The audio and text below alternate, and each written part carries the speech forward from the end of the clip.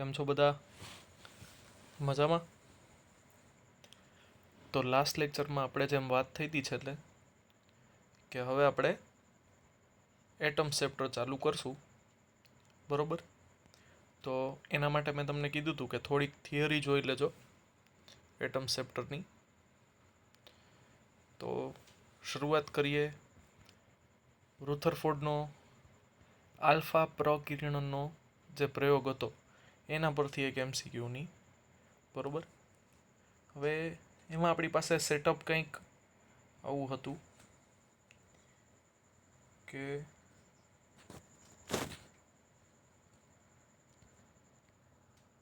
અહીંયાથી આપણે આલ્ફા કિરણોને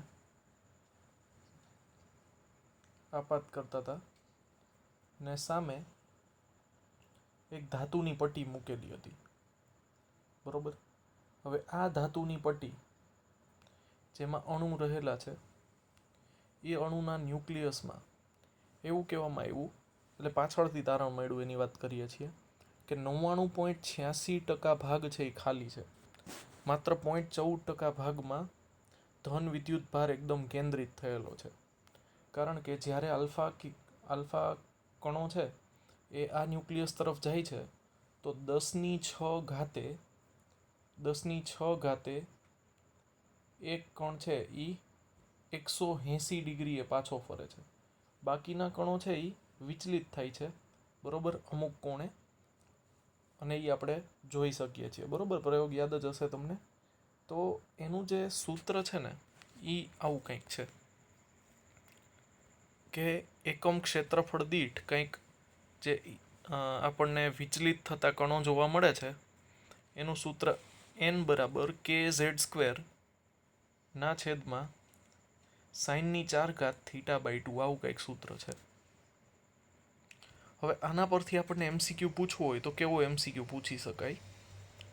તો કે રુથરફોર્ડના પ્રયોગમાં આલ્ફા પ્રકિરણમાં સોનાની પટ્ટીનો ઉપયોગ કરતા પ્રતિ મિનિટ એકમ ક્ષેત્રફળ દીઠ 8100 પ્રકેરિત આલ્ફા કણ જોવા મળે છે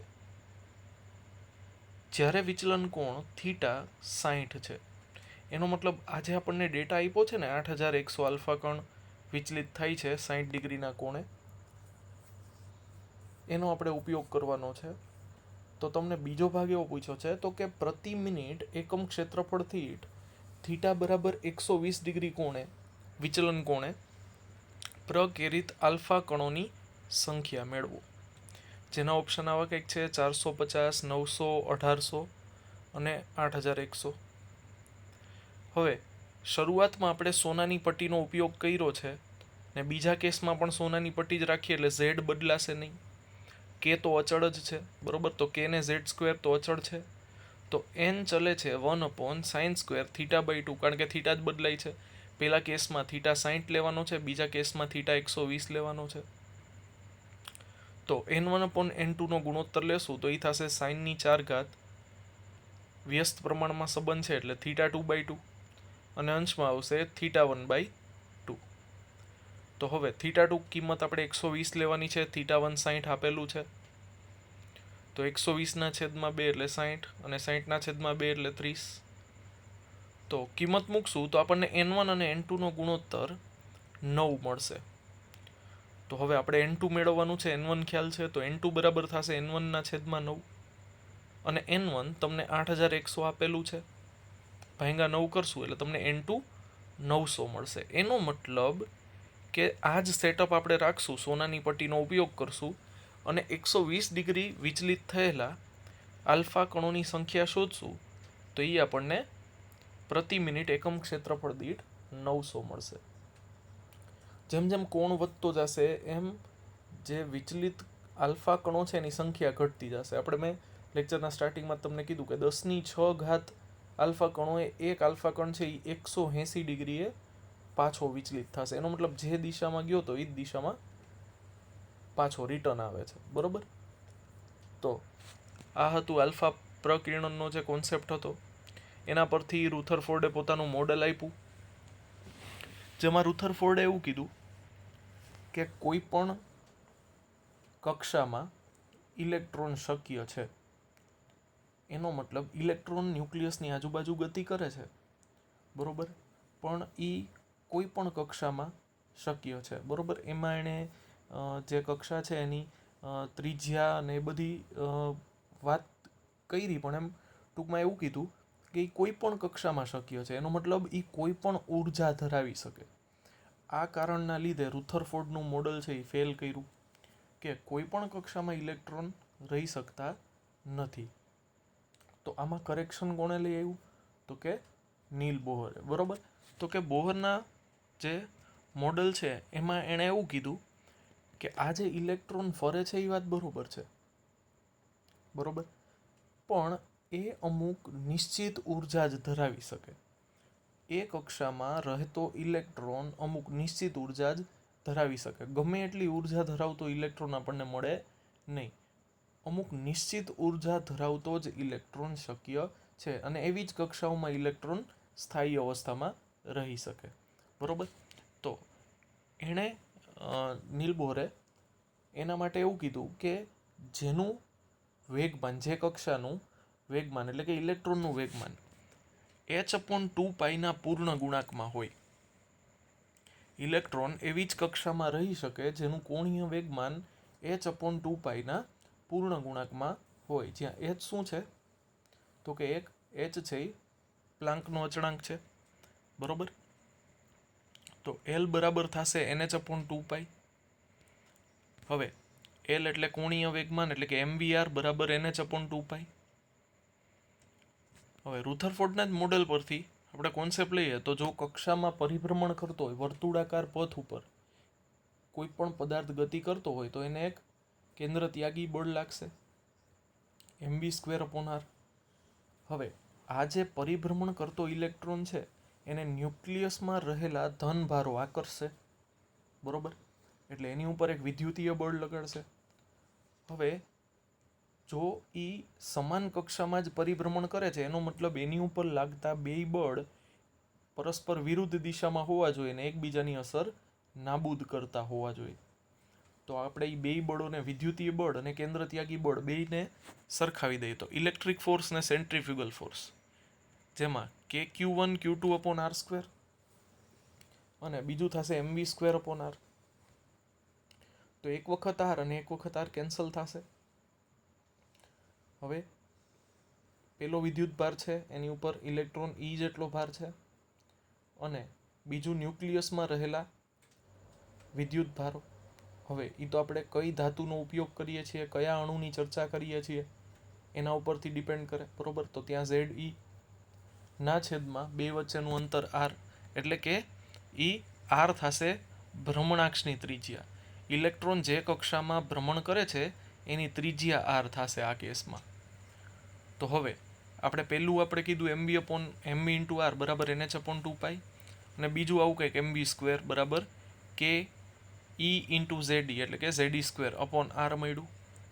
તો હવે પેલા રિઝલ્ટને એનો આપણે સ્ક્વેર કરી અને 2 વડે ભાંગી નાખીએ.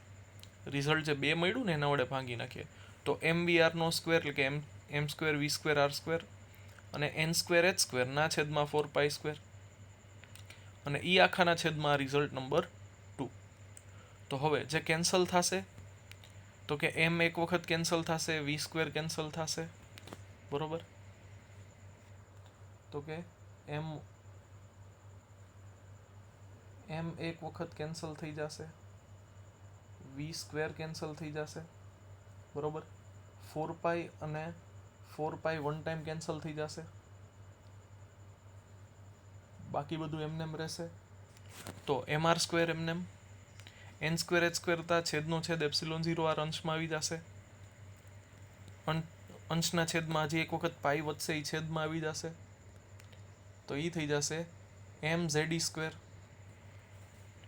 હવે આમાંથી જો આપણે r ને સૂત્રનો કરતા બનાવીએ તો મને r ની ત્રિજ્યા મળશે n²h² × ε0 ના છેદમાં πmze², જે થશે nમી કક્ષાની ત્રિજ્યા. આ જે r છે ને એ nમી કક્ષાની ત્રિજ્યા સૂચવે છે, એટલે કે જેની ત્રિજ્યા r હોય એટલામી nમી કક્ષામાં જ ઇલેક્ટ્રોન શક્ય બનશે કે એમાં સ્થાયી અવસ્થામાં રહી શકે. તો આ ત્રિજ્યાનું સૂત્ર થયું. હવે આ જે ત્રિજ્યાનું સૂત્ર મળ્યું એ mvr બરાબર nh/2π માં મૂકી દઈએ. તો r ની જગ્યાએ n²h²ε0 ના છેદમાં πmze² મૂકીએ અને સાદુરૂપ આપીએ તો તમને v ની કિંમત મળશે. આમાં પણ કંઈક કેન્સલ થશે, બરોબર, જોતા જ જઈએ સ્ટેપ બાય સ્ટેપ. તો એક વખત m કટ થશે, પાઈ કટ થશે, 2 રહેશે as it is, 1 time n અને 1 ટાઈમ h કટ થશે, રાઈટ. તો ડાબી બાજુ વધશે vnh/ε0 ના છેદમાં ze² અને જમણી તરફ વધશે ખાલી 1/2, બરોબર. તો આમાંથી તમે v ને સૂત્રનો કરતા બનાવશો તો v બરાબર થશે ze² ના છેદમાં 2nh/ε0. એનો મતલબ nમી કક્ષામાં જે ઇલેક્ટ્રોન રહેલો છે એ કેટલા વેગથી ગતિ કરે છે એ વેગ પણ તમને મળી ગયો, બરોબર. તો v બરાબર થશે ze² ના છેદમાં 2nh/ε0. હવે વેગ મળી ગયો તો આપણને ગતિ ઉર્જા પણ મળી જાય. તો ગતિ ઉર્જા હાફ mv² બરાબર હાફ m. v નું જે સૂત્ર મળ્યું આપણને ze²/nh 2nh/ε0 એનો સ્ક્વેર કરી નાખીએ કારણ કે v² છે. તો થશે z²e⁴ ના છેદમાં 4n²h²ε0². હવે કંઈ કેન્સલ નહીં થાય તો એમને મૂકી દઈએ mz²e⁴ ના છેદમાં 2 × 4 એટલે 8, 8h²ε0²n², બરોબર. તો આ તમને સૂત્ર મળી ગયું ગતિ ઉર્જાનું. પછી સ્થિતિ ઉર્જાની વાત આવે તો બે વિદ્યુત ભારો જ્યારે એકબીજાથી r અંતરે હોય ત્યારે એમની સ્થિતિ ઉર્જાનું સૂત્ર આપણને ખ્યાલ જ છે. તો એ થશે q1q2/4πε0r. q1 માં ઇલેક્ટ્રોન છે -e અને q2 માં ન્યુક્લિયસમાં રહેલો ધનભાર છે ze. કિંમત મૂકી દઈએ તો તમને સ્થિતિ ઉર્જાનું સૂત્ર મળશે. k ની જગ્યાએ આપણે 1/4πε0 લખીએ તો પાઈ ને પાઈ કટ થશે, બરોબર. તો ફાઇનલ રિઝલ્ટ મળશે -mz²e⁴ ના છેદમાં 4n²h²ε0², બરોબર. તો હવે તમને ગતિ ઉર્જા મળી ગઈ, સ્થિતિ ઉર્જા મળી ગઈ, તો કુલ ઉર્જા મળી જશે બેયનો સરવાળો. તો કુલ ઉર્જાનું સૂત્ર કંઈક આવું મળશે -mz²e⁴ ના છેદમાં 8h²ε0²n². તો આ તમને રિઝલ્ટ મળ્યું ગતિ ઉર્જા, સ્થિતિ ઉર્જા અને કુલ ઉર્જા, ટોટલ એનર્જીનું. તો ત્રણેય વચ્ચે છે ને આવું કંઈક સંબંધ જોવા મળશે. સ્થિતિ ઉર્જા બરાબર -2 × ગતિ ઉર્જા બરાબર 2 × કુલ ઉર્જા, બરોબર. એટલે સ્થિતિ ઉર્જા છે એ ગતિ ઉર્જા કરતાં 2 ગણી હશે પણ ઋણ. સ્થિતિ ઉર્જા કુલ ઉર્જા કરતાં 2 ગણી હશે પણ ધન, બરોબર. તો ગતિ ઉર્જા તો કોઈ દી ઋણ હોય જ ન શકે, આપણને ખ્યાલ જ છે. તો આ કેસમાં જો પહેલાં તમને ગતિ ઉર્જા મળે તો એની કિંમત તમારે સ્થિતિ ઉર્જામાં ને કુલ ઉર્જા મેળવવા માટે કરી શકાય, બરોબર. તો આ રિલેશન બહુ જ ઇમ્પોર્ટન્ટ છે. આજે આપણે રિલેશન જોયું, આ રિલેશન ખૂબ જ ઇમ્પોર્ટન્ટ છે. પછી આપણને જે કુલ ઉર્જાનું સૂત્ર મળ્યું એમાં ઇલેક્ટ્રોનના દળની વાત થાય છે તો એમ ખબર હોય, ઇલેક્ટ્રોનના વિદ્યુત ભારની વાત થાય છે તો એ પણ ખબર હોય, h અચળાંક છે ખ્યાલ છે, ε0 અચળાંક છે ખ્યાલ છે. ખાલી આપણને માહિતી એ ન મળે કે આપણે કઈ પ્લેટની અથવા કઈ ધાતુની વાત કરીએ છીએ તો z ના ખબર હોય, અને કઈ કક્ષાની વાત કરીએ છીએ તો n નો ખબર હોય. બાકી જો આપણે ઇલેક્ટ્રોનની જ વાત કરીએ છીએ તો એનું દળ, વિદ્યુતભાર, h, ε0 આ બધી જ વસ્તુ આપણને ખબર હોય ને આપણે એની કિંમત મૂકી દઈએ તો તમને કુલ ઉર્જાનું આવું બહુ સરસ મજાનું નાનકડું નાજુકડું એક રિલેશન મળી જશે, બરોબર. તો કે કુલ ઉર્જા થશે -13.6 z²/n² ઇલેક્ટ્રોન વોલ્ટ. આ સૌથી મોસ્ટ ઇમ્પોર્ટન્ટ રિલેશન છે આ ચેપ્ટર માટેનો, બરોબર. તો એનો મતલબ કે જે ઇલેક્ટ્રોન કક્ષામાં છે એ કક્ષાની કુલ ઉર્જા ગમે તે ન હોઈ શકે, કોઈ એક નિશ્ચિત મૂલ્ય જ હશે, જેની ચર્ચા આપણે પહેલાંય કરી લીધી. તો હવે કેટલું હોય એની વાત કરીએ. તો કે આ કેસમાં જો આપણે ઉત્સર્જન વર્ણપટની વાત કરીએ તો નોર્મલ ખાલી થિયરી છે, બહુ ફટાફટ સમજી લઈએ, તમને ખ્યાલ જ હશે, ખાલી રિવાઇઝ કરાવું છું કે જો આપણે કોઈ પાત્રમાં ભરેલા વાયુને ગરમ કરીએ તો એમાંથી વિકિરણો ઉત્સર્જિત થાય અને એને આપણે પ્રિઝમ ઉપર આપાત કરીએ તો તમને વર્ણપટમાં અમુક નિશ્ચિત તરંગ લંબાઈઓ જ જોવા મળશે. બરોબર?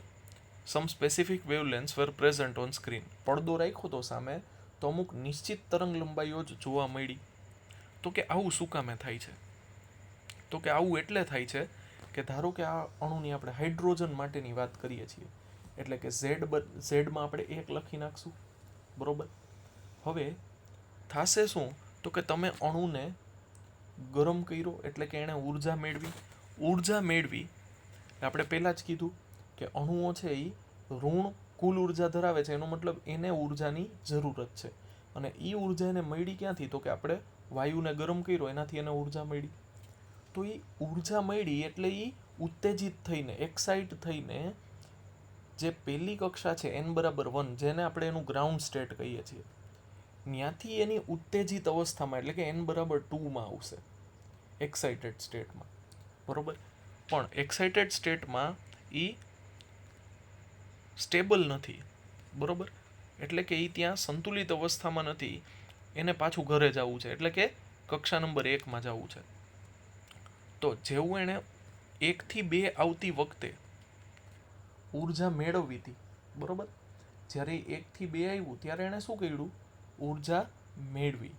તો હવે જ્યારે એને પાછું 2 થી 1 આવવું છે એ દરમિયાન શું કરવું પડે? ઉર્જા ગુમાવવી પડે.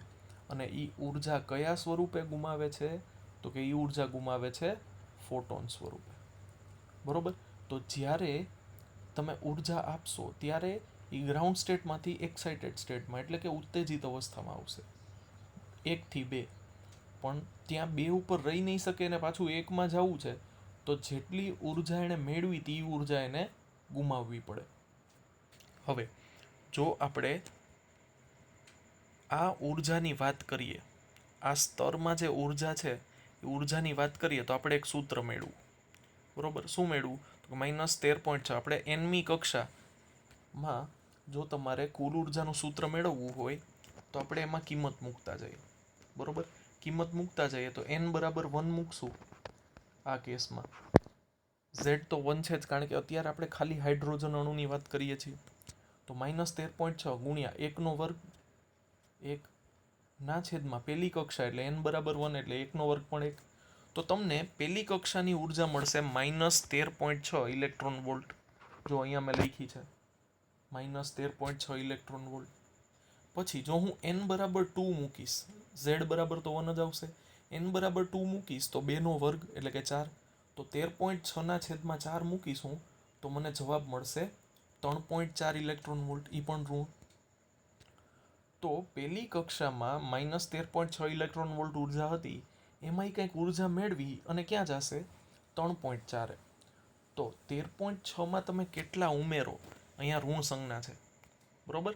એટલે 13.6માં તમે કેટલા ઉમેરશો? -13.6 પ્લસ x, બરોબર, બરાબર થશે -3.4. તો આ તમારે x મેળવવાનો છે. તો x થશે 10.2 મેથસ. બરોબર? આપણને ખ્યાલ જ છે. આ થશે 10.2. એનો મતલબ કે જ્યારે ઇલેક્ટ્રોન પાછો કક્ષા 2માંથી 1માં આવશે તો એ મન પડે એવી ઉર્જાના ફોટોનનું ઉત્સર્જન નહીં કરે. એ એક નિશ્ચિત ઉર્જા ધરાવતા ફોટોનનું જ ઉત્સર્જન કરશે. આ કેસમાં એ છે 10.2 ઇલેક્ટ્રોન વોલ્ટ. આ 10.2 ઇલેક્ટ્રોન વોલ્ટ જેની ઉર્જા હોય ને એવો જ ફોટોન ઉત્સર્જિત થશે. મન પડે એવી ઉર્જાનો ફોટોન ઉત્સર્જિત થાય એવું થતું નથી. કોઈ એક નિશ્ચિત ઉર્જાનો જ ફોટોન ઉત્સર્જિત થશે. તો આ કેસમાં એ ફોટોન ઉત્સર્જિત થશે તો એના પરનો હવે એક હવે જો આપણે અહીંયા કીધું જ કે ટ્રાન્ઝિશનમાં એટલે કે આ જે ઉત્સર્જન થાય છે એ દરમિયાન ફોટોનની ઉર્જા કેટલી હોય તો કે એ બે ઉર્જા સ્તરોના ઉર્જાના તફાવત જેટલી.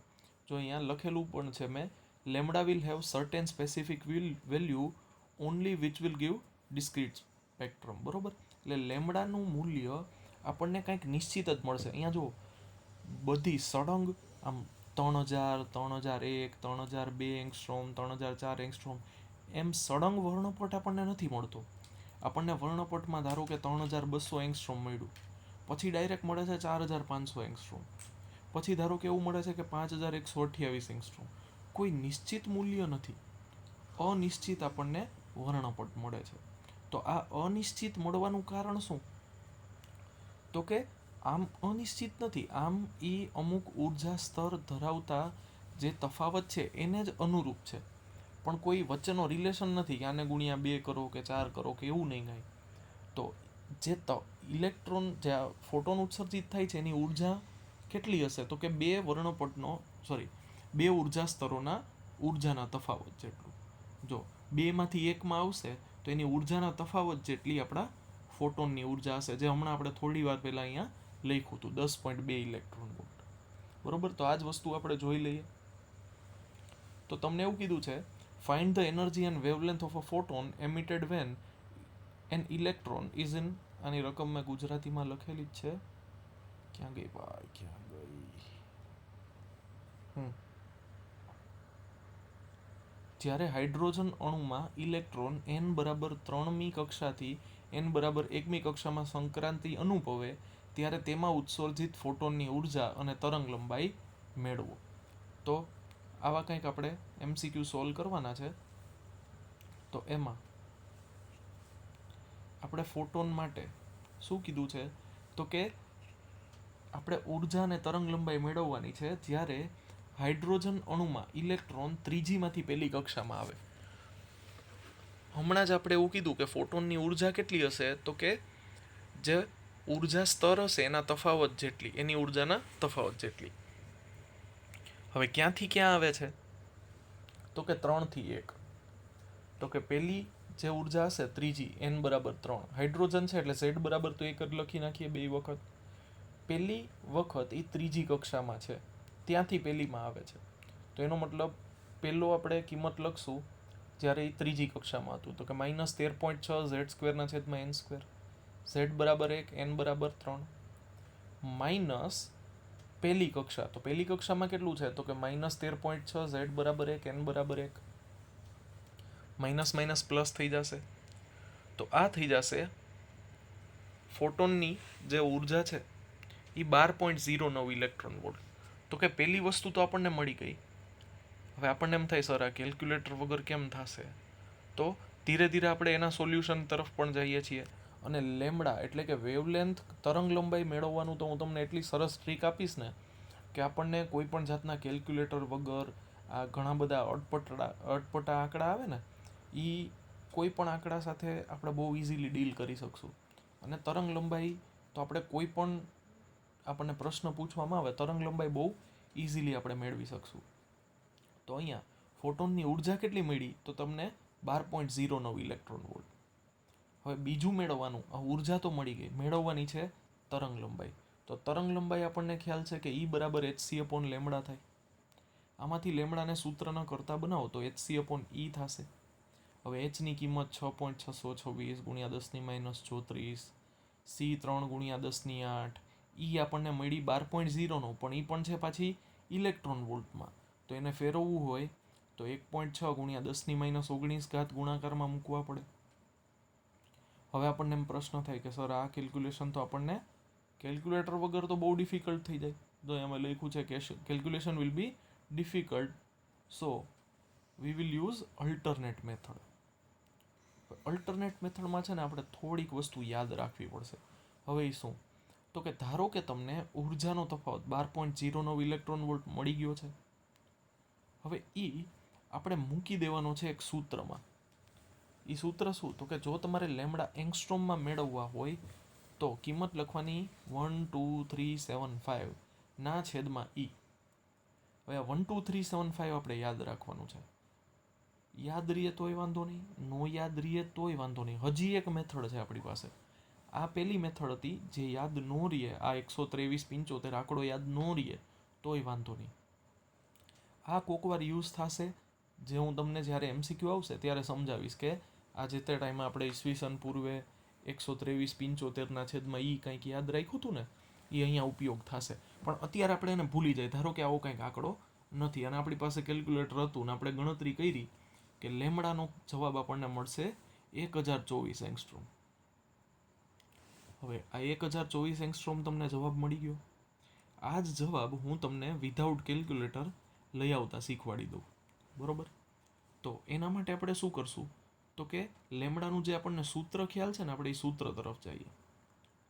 તો કે આપણે હમણાં જ શું કીધું? તો કે ફોટોનની ઉર્જા કેટલી હશે? તો કે 2 ઉર્જા સ્તરોના તફાવત જેટલી. તો હવે આપણે પહેલાં જેમ ઉર્જા સ્તર લખ્યા હતા એમ ઝેડ તો બેમાં એક જ થશે. અત્યારે આપણે હાઇડ્રોજનની વાત નથી કરતા, ઇન જનરલ વાત કરીએ છીએ. તો ઝેડ નહીં રહેવા દઈએ. બરોબર? તો ફોટોનની ઉર્જા થશે hc/લેમડા. શરૂઆતમાં હતું એ જેટલામી કક્ષામાં, nમી કક્ષામાં, એટલે કે ક્યાંથી એ કેટલામી કક્ષામાં આવે છે, તો ક્યાંથી આવે છે એ પહેલાં લખીએ, કેટલા મી કક્ષામાં આવે છે એ પછી લખીએ, ને બેયની ઉર્જાની બાદબાકી કરીએ.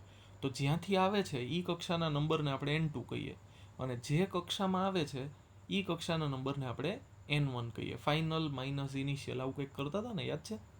બરોબર? તો હવે અહીંયા 13.6 z² કોમન નીકળી જશે. પહેલું પદ છે -1/n² ને બીજું પદ છે +1/n². તો પ્લસવાળા પદને આપણે આગળ લઈ લઈએ. તો 1/n1² -1/n2². હવે એમાંથી હું 1/λ સૂત્રનો કરતા બનાવું તો 1/λ બરાબર થશે 13.6 ના છેદમાં hc z² બ્રેકેટમાં 1/n1² -1/n2². હવે h ની કિંમત મને ખ્યાલ છે, c ની કિંમત મને ખ્યાલ છે. તો જો હું 13.6 ના છેદમાં h ની કિંમત, c ની કિંમત મૂકી દઉં તો મને એ મળશે 1.09 ગુણ્યા 10⁷ મીટર ઇનવર્સ. જેને આપણે એક નવા અચળાંકનું નામ આપીએ, અને આ નવો અચળાંક છે રીડબર્ગનો અચળાંક, જે આપણને ખ્યાલ જ છે. બરોબર? તો લેમડાનું સૂત્ર થઈ જશે 1/λ = r into z² બ્રેકેટમાં 1/n1² -1/n2², જ્યાં તમને લેમડાનો જવાબ એંગસ્ટ્રોમમાં મળશે. હવે તો તમને એમ થાય કે સર, તો હવે આપણે આ રીડબર્ગ અચળાંક યાદ રાખવાનું? ના, આપણે રીડબર્ગ અચળાંક યાદ નથી રાખવાનો. બરોબર? યાદ રીડબર્ગ અચળાંક જ રાખવાનો છે, પણ અલગ રીતે, જે આપણને ટેક્સ્ટબુકમાં કે ક્યાંય આપ્યું નથી. બરોબર? આપણી પાસે એક મેથડ છે નવી, એનાથી આપણે એને સોલ્વ કરશું. બરોબર? તો ઘણી વખત તમને રકમમાં જ MCQમાં જ આપી દેશે કે રીડબર્ગ અચળાંક ખાલી 10⁷ લેવો. બરોબર? પણ આપણે અત્યારે એ રીતે નહીં સોલ્વ કરીએ. જે ઓલરેડી MCQ આપણે સોલ્વ કર્યો ને એ આપણે બીજી રીતે કરીએ. તો આગળ વધીએ એમાં. તો કે દ્રશ્ય જે આ વર્ણપટ છે, એ વર્ણપટમાં એવું થઈ શકે, એવું જરૂરી નથી કે બીજાથી પહેલી કક્ષામાં જ આવે. એણે બહુ વધારે ઉર્જા મેળવી લીધી હોય ને ઇલેક્ટ્રોન એક્સાઇટેડ થઈને, ઉત્તેજિત થઈને પહેલીમાંથી ડાયરેક્ટ છઠ્ઠી કક્ષામાં પહોંચી ગયો હોય. તો હવે છઠ્ઠી કક્ષામાંથી પાછો ત્યાં તો સ્ટેબલ તો હશે નહીં. બરોબર? સંતુલિત અવસ્થામાં માટે એને પાછું n=1માં આવવું પડશે કક્ષામાં. તો એ 6થી જ્યારે 1માં આવશે ત્યારે પણ એ શું કરશે? તો કે વિકિરણ ઉત્સર્જિત કરશે, જેની એક નિશ્ચિત તરંગ લંબાઈ ઉર્જા હશે. તો એના માટે અલગ અલગ વર્ણપટ આપણને જોવા મળશે. બરોબર? એમાં સૌથી પહેલું છે લાઇમનની સિરીઝ. બરોબર? તો જ્યારે કોઈ પણ કક્ષામાંથી ઇલેક્ટ્રોન જે ઉત્તેજિત અવસ્થામાં આવી ગયો હોય ત્યાંથી પોતાની ગ્રાઉન્ડ સ્ટેટમાં, મૂળ અવસ્થામાં પાછો આવે, એટલે કે n = 1મી કક્ષામાં એ પાછો આવે, ત્યારે જે કાંઈ પણ વિકિરણો ઉત્સર્જિત થાય અને જે આપણને તરંગ લંબાઈ મળે એ બધી જ તરંગ લંબાઈ કઈ સિરીઝમાં આવશે, કઈ શ્રેણીમાં આવશે? તો કે લાઇમન શ્રેણીમાં. બરોબર. તો આ કેસમાં n1 બરાબર આપણે 1 જ લેવાનું છે. તો અહીંયા 1/λ બરાબર આપણે પાસે rz² કૌંસમાં 1/n1² - n2² છે. હવે જો હું શરૂઆત કરું કે આપણે હાઇડ્રોજન અણુ માટે જ વાત કરવી છે અને બીજીમાંથી પહેલી કક્ષામાં આવે ત્યારે એ કેટલી તરંગ લંબાઈ ઉત્સર્જિત કરશે. હવે પહેલી કક્ષા છે એનો મતલબ કે આ લાઇમન શ્રેણીની જ વાત થાય છે. તો 2 થી 1 આવે છે. તો આ કેસમાં 1/λ બરાબર r થશે. હાઇડ્રોજન અણુની વાત થાય એટલે z² એટલે કે 1² 1 થાય. કૌંસમાં 1 - 1/2² એટલે 4 થાય. 1 - 1/4. તો તમને અહીંયા લેમડા કેટલું મળ્યું? તો કે લેમડા નથી મળ્યું પણ 1/λ મળ્યું છે. 1/λ બરાબર થશે r કૌંસમાં 3/4. તો લેમડા બરાબર શું થશે? તો કે 4/3 ગુણ્યા r. હવે લેમડા બરાબર 4/3 ગુણ્યા 1/r છે ને, આપણે રીડબર્ગ અચળાંકની વાત નહીં કરીએ પણ 1/r ને છે ને આપણે 911 એંગસ્ટ્રોમ લેશું. જરૂર પડે તો 910 લેશું, જરૂર પડે તો 912 લેશું. એક પ્લસ કરશું અથવા એક માઇનસ કરશું. હવે આવું શું કામે કરશું એ તમને હમણાં સમજાઈ જશે. અને તમે અહીંયા જોઈ શકો છો એમ મેં બધે જ છે ને એપ્રોક્સની સંજ્ઞા મૂકી છે.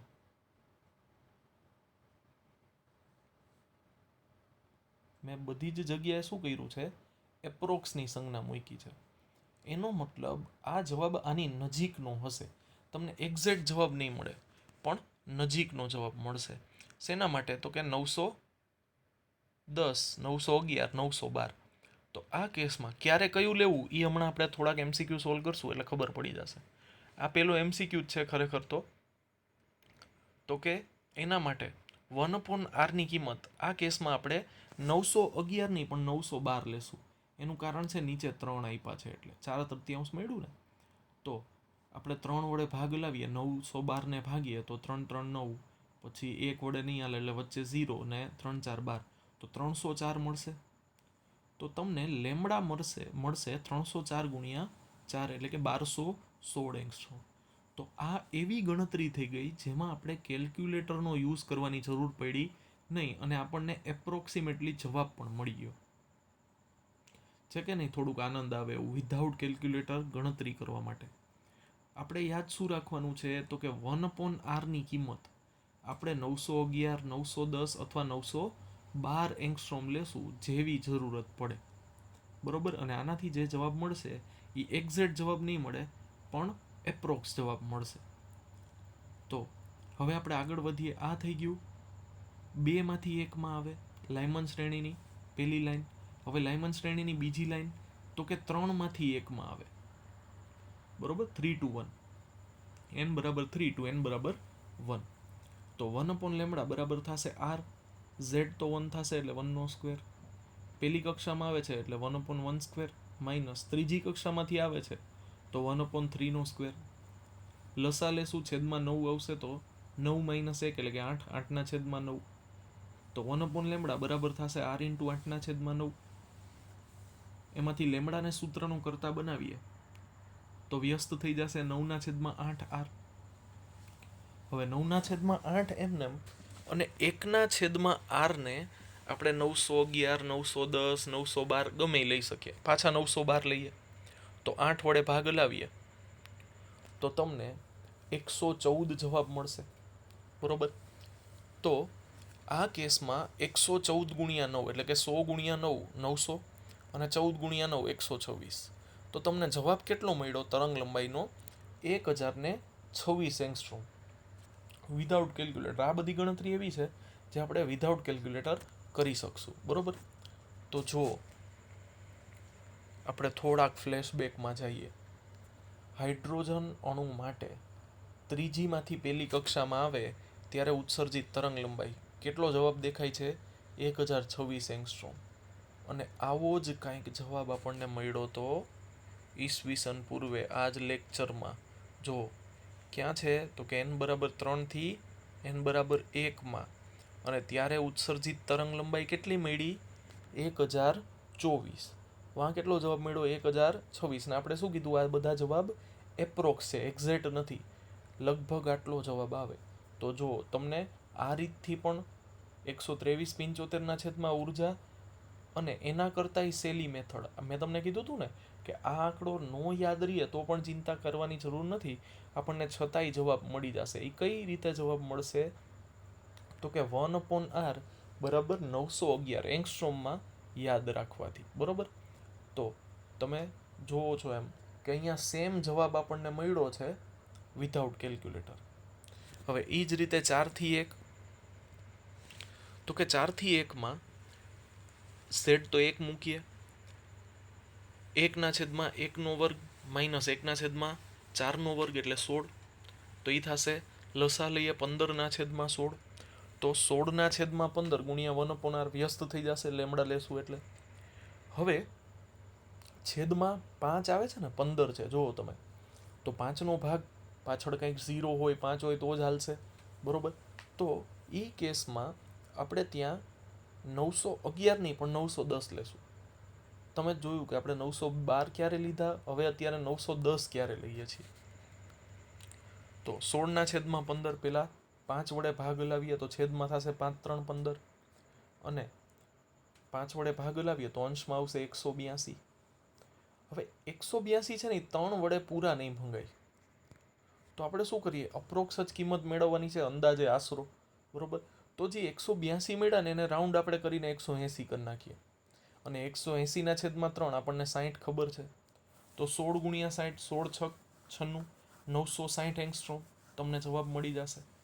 બરોબર? તો આ રીતે તમને ચોથી કક્ષામાંથી પહેલી કક્ષામાં, એટલે કે લાઇમન શ્રેણીની ત્રીજી રેખા, ત્રીજી તરંગ લંબાઈ કેટલી મળે એ આપણને મળ્યું. હવે ધારો કે તમને એવું પૂછે કે છેલ્લી રેખા, લાઇમન શ્રેણીની છેલ્લી રેખા એટલે કે અનંત ઇન્ફાઇનાઇટમી કક્ષામાંથી પહેલી કક્ષામાં ધારો કે ઇલેક્ટ્રોન આવે છે, તો ત્યારે એ કેટલો તરંગ લંબાઈનો ફોટોન ઉત્સર્જિત કરશે. એના માટે પાછું z બરાબર 1 લખીએ, 1/1/2 એટલે 1 જ રહેશે. હવે આ વખતે કેટલામી કક્ષામાંથી આવે છે? તો કે અનંતમી કક્ષામાંથી, એટલે કે ઇન્ફાઇનાઇટ. હવે 1/∞ 0 થશે, તો 1/λ બરાબર થશે r. તો લેમડા બરાબર થઈ જશે 1/r. હવે 1/r આપણે 911 એંગસ્ટ્રોમ લઈએ છીએ. તો આ કેસમાં જ્યારે અનંત કક્ષામાંથી પહેલી કક્ષામાં ઇલેક્ટ્રોન આવે છે, ત્યારે એ કેટલી તરંગ લંબાઈના વિકિરણનું, એટલે કે ફોટોનનું ઉત્સર્જન કરે છે? તો કે 911 એંગસ્ટ્રોમ. તો આ રીતે તમે જોયું કે જ્યારે આપણે સૌથી નજીકની, એટલે કે બીજી કક્ષામાંથી પહેલી કક્ષામાં આવે છે, ત્યારે તરંગ લંબાઈ મળી 1216 એંગસ્ટ્રોમ. પછી 3 to 1 આવે છે તો 1026 એંગસ્ટ્રોમ, 4 to 1 આવે તો 960 એંગસ્ટ્રોમ, અને ઇન્ફાઇનાઇટ ટુ 1 આવે તો 911 એંગસ્ટ્રોમ. તો આ થઈ ગઈ લાઇમન શ્રેણીની રેન્જ. સૌથી મહત્તમ તરંગ લંબાઈ કઈ? તો કે 1216 એંગસ્ટ્રોમ. સૌથી ન્યૂનતમ તરંગ લંબાઈ કઈ? તો કે 911 એંગસ્ટ્રોમ. તો આમાં તમને છે ને પ્રશ્ન કઈ રીતે પૂછશે ખબર છે? એક જ લાઈનનો પ્રશ્ન, કોઈ માહિતી નહીં આપી હોય, તમને એવું કહેવામાં આવશે કે લાઇમન શ્રેણીની ન્યૂનતમ તરંગ લંબાઈ મેળવો. તો ન્યૂનતમ તરંગ લંબાઈ કઈ રીતે મળે? તો કે અનંત કક્ષાથી પહેલી કક્ષામાં ઇલેક્ટ્રોન આવે, અને જો એવું પૂછે કે મહત્તમ તરંગ લંબાઈ મેળવો, લાઇમન શ્રેણીમાં ઉત્સર્જિત મહત્તમ તરંગ લંબાઈ મેળવો એવું કહે, તો તમારે ન્યૂનતમ જે ઉત્સર્જન થતું હોય ને, એટલે કે જે કક્ષા પરિવર્તન છે ને એ ન્યૂનતમ, એટલે કે 3 થી 2. ઓલું શું થશે? જેમ કક્ષા પરિવર્તન મોટું થતું જશે ને એમ તરંગ લંબાઈ ઘટતી જશે, અને કક્ષા પરિવર્તન નાનું હશે, એટલે કે 3 થી 2 એક જ કક્ષા કૂદ્યો ઇલેક્ટ્રોન, તો ત્યારે ઉત્સર્જિત તરંગ લંબાઈ મહત્તમ હશે. એ તમે અહીંયા જોઈ શકો છો, આપણે જેટલી કિંમત મેળવી એમાંથી. અને આ જે છે એ અલ્ટ્રાવાયોલેટ કક્ષાના જે તરંગ લંબાઈઓ છે એ છે. બરોબર? આપણને ખ્યાલ જ છે કે દ્રશ્ય વર્ણપટ છે 4000 થી 8000, બરોબર. આ એનાથી ઓછું છે એટલે દેખાશે નહીં, આપણને દ્રશ્ય તરંગ નથી આ, બરોબર. તો આ જ રીતે આપણે અલગ અલગ, બસ ભાઈ હવે ક્યાં ગયું, આ જ રીતે જો હવે ચોથી કક્ષામાંથી પાંચમી, છઠ્ઠી, સાતમી અનંત કક્ષામાંથી ઇલેક્ટ્રોન બીજી કક્ષામાં આવે તો ત્યારે જે તરંગ લંબાઈઓ ઉત્સર્જિત થશે એ આવશે બાલ્મર શ્રેણીમાં, બરોબર. પછી પાંચમી, છઠ્ઠી, સાતમી, આઠમી, ચોથી બધામાંથી જો ત્રીજામાં આવે, બરોબર, ઇલેક્ટ્રોન, તો ત્યારે જે તરંગ લંબાઈઓ ઉત્સર્જિત થશે એ થશે પાશ્ચન સિરીઝ. તમને ખ્યાલ જ છે, બધી બોર્ડ વખતે આ બધી બહુ સારી રીતે તૈયારી કરી છે. પછી એના પછી પાંચમી, છઠ્ઠી, સાતમી અનંત ગમે એમાંથી ચોથામાં આવે તો એ થશે બ્રેકેટ સિરીઝ. એના પછી છઠ્ઠી, સાતમી, આઠમી અનંત કોઈ પણમાંથી પાંચમામાં આવે તો એ થશે ફંડ સિરીઝ. 7, 8, 9, 10 અનંત કોઈ પણમાંથી 6માં આવે તો એ થશે હમ્ફ્રી સિરીઝ, બરોબર. તો જે સૌથી પહેલા મળ્યું આપણને લાયમન સિરીઝ, લાયમન શ્રેણી, એ અલ્ટ્રાવાયોલેટ કક્ષામાં આવે છે. પછી બાલ્મર સિરીઝ છે એ દ્રશ્ય વર્ણપટમાં વિઝિબલ રિજિયનમાં આવે છે. પાશ્ચન અને બ્રેકેટ સિરીઝ આવે છે જે લો આઈઆર એટલે કે ઇન્ફ્રારેડ, એ જે લો પારક્ત કિરણો, બરોબર, જે લો ઇન્ફ્રારેડ રિજિયન છે એમાં આવે છે. અને ફંડ અને હમ્ફ્રી સિરીઝ છે એ આવે છે હાઈ ઇન્ફ્રારેડ રિજિયનમાં, બરોબર. તો આ તમને ખ્યાલ જ હશે. અને જેમ જેમ આપણે આગળ વધતા જશું શ્રેણીમાં એમ તરંગ લંબાઈ વધતી જાય છે, બરોબર. તો હવે આપણે પ્રશ્ન કંઈક આવો છે આપણી પાસે, find the shortest and longest wavelength of Balmer series for hydrogen atom. આપણે ટૂંકામાં ટૂંકી અને લાંબામાં લાંબી તરંગ લંબાઈ મેળવવાની છે બાલ્મર સિરીઝ માટે. હવે બાલ્મર સિરીઝ ક્યારે આવે તો કે કોઈ પણ સ્ટેટમાંથી, કોઈ પણ કક્ષામાંથી જો ઇલેક્ટ્રોન છે બીજી કક્ષામાં આવે, બરોબર.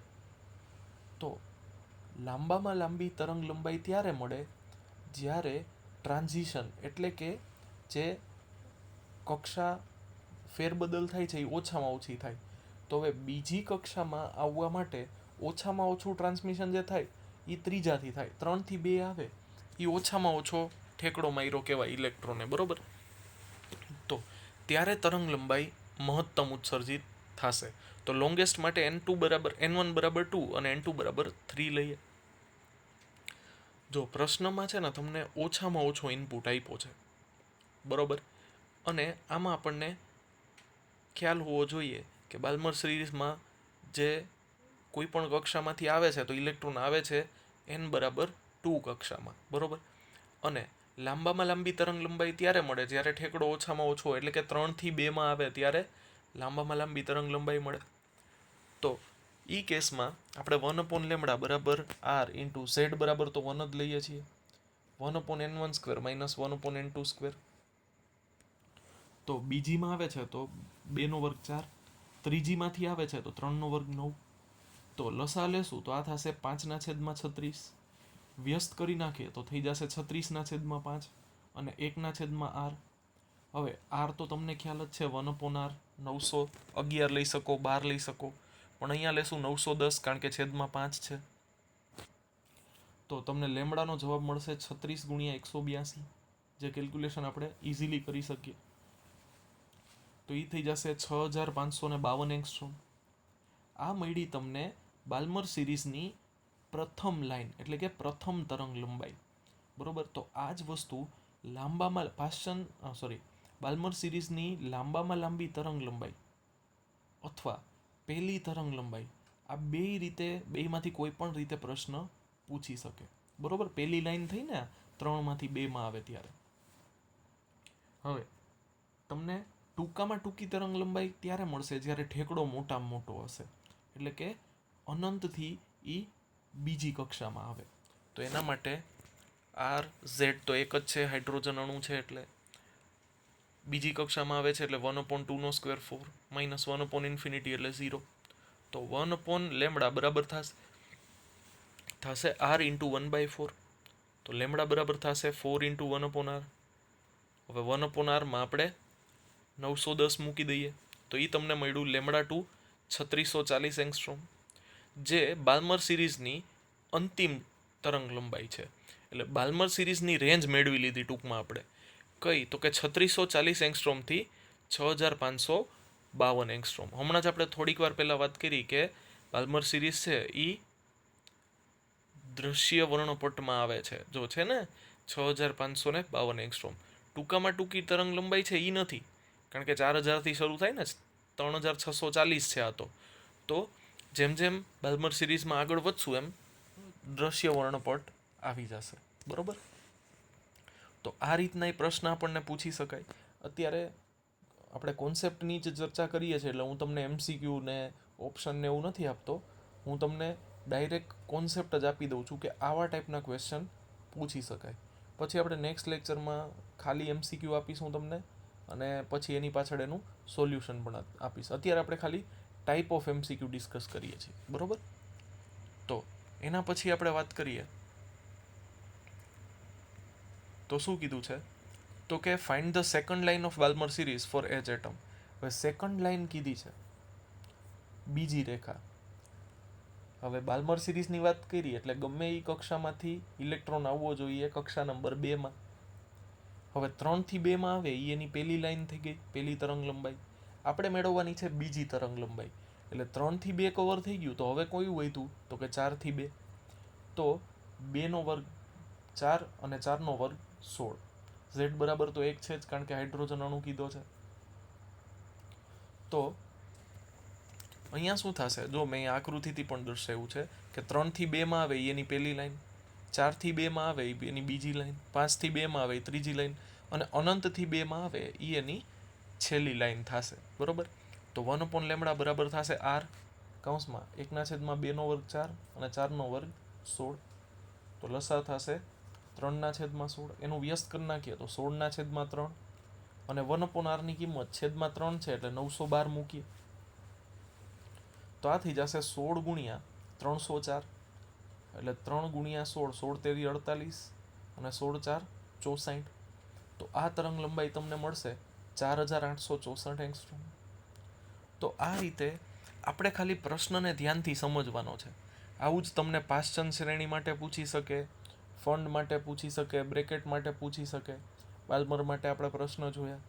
તો આવી રીતે આપણને બહુ ઓછા ઇનપુટ સાથે આપણને પ્રશ્ન પૂછી શકે, અને આપણે એ પ્રશ્નને બહુ ઇઝીલી જવાબ આપી શકશું જો આપણને આ થોડીક ટ્રીક ખ્યાલ હશે તો. બરોબર? તો આ રીતે આપણે પ્રશ્નો સોલ્વ કરશું, જે આપણે ઓલરેડી ચર્ચા કરી. તો આવા જ પ્રશ્નો તમે જાતે ફાઇન્ડ આઉટ કરી અને સોલ્વ કરજો. બાકી નેક્સ્ટ લેક્ચરમાં આમાં થોડો ઘણો ટ્વિસ્ટ કરી અને કઈ રીતે ક્વેશ્ચન પૂછી શકાય એની આપણે ડિસ્કશન કરશું. બરોબર?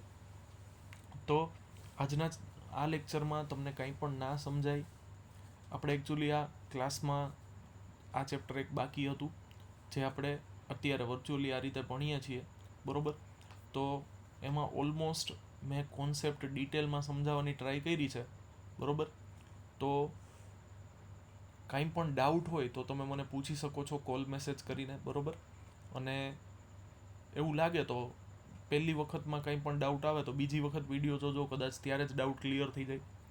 અને MCQની ટ્રાય કરજો, સોલ્વ કરજો થોડા MCQ આવા આની સાથે સિમિલર હોય એવા MCQ.